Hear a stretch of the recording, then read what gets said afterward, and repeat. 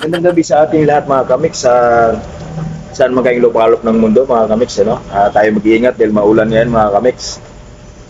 Bago ang lahat, shout out pala kay Friendly, no? Kay Kuya Kuy TV.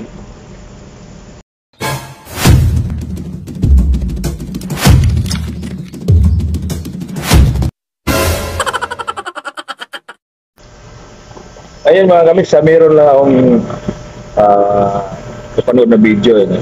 Ito 2020 pa ito mga kamix eh. Isang beses na dumayo kami ng lugar dahil gagawa kaming content.